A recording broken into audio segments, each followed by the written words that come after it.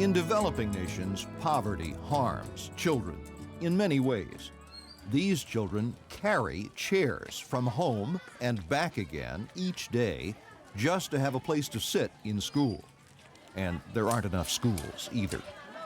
Levels of education, nutrition, and health that are taken for granted in more prosperous nations either are beyond the reach of most children or simply do not exist. Even the most basic institutions, like schools, struggle just to survive.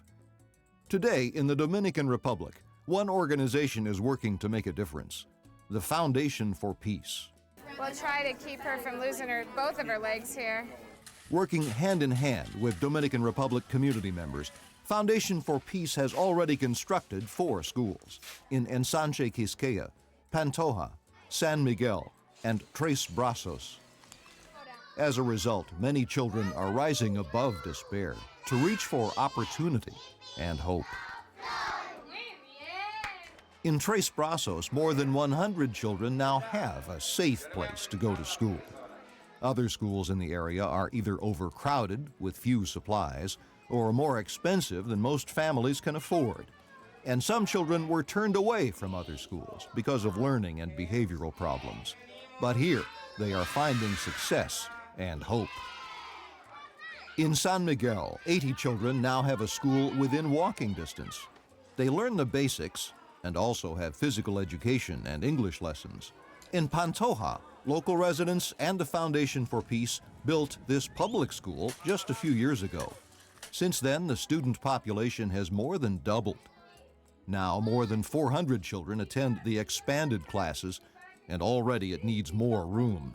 Classes for older students have to be held in a nearby shack.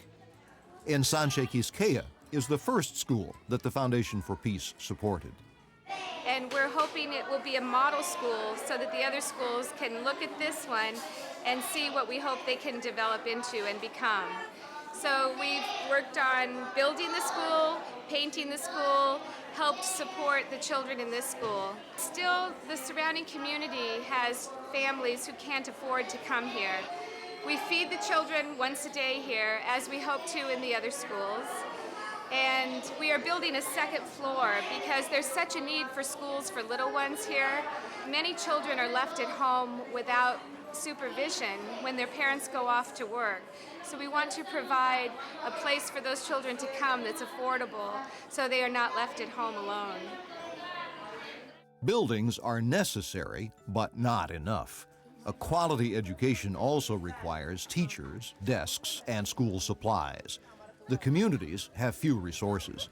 The Foundation for Peace provides those resources and would like to provide more. But to achieve educational success, students must also be able to attend and learn. Chronic infection from lack of medical care interferes with learning. So do contaminated water and poor nutrition. Teachers are resourceful, but often work for very low wages, supplemented by the Foundation for Peace when funds are available. Mostly, teachers are paid whatever parents can afford, which means that some months their work goes unpaid. But somehow they manage to keep their classrooms running. To do that, teachers pitch in wherever there is work to be done, including serving as their own janitors. One of those teachers is Maria Dolores Garcia. Her home is smaller than many Americans' living rooms. She shares this tidy but cramped space with her husband, 2 children, and a nephew.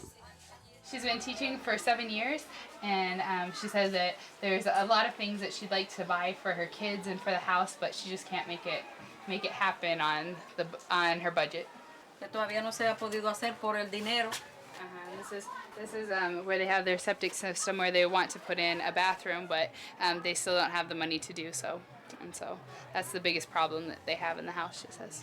Despite the teachers' high level of commitment and some donations from individuals and corporations in the United States, materials and other resources are still inadequate. Here, classroom technology means chalkboard and chalk. Computers are unheard of. In spite of the limitations, the children look forward to a bright future. She's going to be a lawyer, a doctor. Muy bien. abogada, A lawyer? enfermera. A nurse? But they need the bare essentials, and these schools can hardly afford books. In this classroom, we have 2 students who each have 1 book in their house. And the rest of them say they don't have any. So some students in Nebraska raised money to buy books for children in San Miguel, and teachers in New Jersey donated books. Today I get to distribute them to these kids who, this is probably the first real book that they have held in their hand, a first storybook. And so it's a very exciting day for these kids. Those who can afford them are proud of their pencils and notebooks, and they are willing to go to great lengths to learn. Their schools have few books, few desks, not even enough chairs. Some students carry a chair from home and back again each day. Some have to share a seat with a classmate. Others have no choice but to stand. You can help. You, your family, or your organization can become sponsors of these needy children. You can ease the tuition burden facing impoverished families. You can ensure that teachers are paid. You can help fill the hungry stomachs that distract hungry minds. Your school or classroom could adopt a school or classroom in the Dominican Republic, helping to buy books and chairs. Perhaps the school in your community is much more like this one than the ones you have just seen. The kids who come here each day don't carry a chair to school. They have access to books and computers at home, in class, and in the school computer lab and the school library. They don't consider pizza a special lunch, and they know they'll have 3 meals each day. The kids here want to help those less fortunate than they, and I want to enable them to do that. For me, going to the Dominican Republic and meeting teachers and children so engaged and committed to the learning process amidst such stark conditions motivated me to volunteer my time and donate my material resources. These experiences have enriched my life, and I want to share them with the students here. The middle school kids in this school have been working to raise money to sponsor kids in the Dominican Republic through the Dominikids Child Sponsorship Program. They have held bake sales, sold wristbands and candy, and sponsored a school-wide penny race. Their group is currently sending 4 children to school through Dominikids for less than 50 cents a day. These students are providing a Dominican child an education.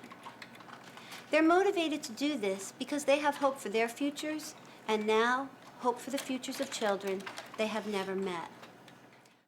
These students are learning that Together we can make a difference, one child at a time. Please give what you can of your time and your means. You can bring hope to children in the Dominican Republic. Needs are always changing. To learn how you can help today, click on www.foundationforpeace.org. Thank you.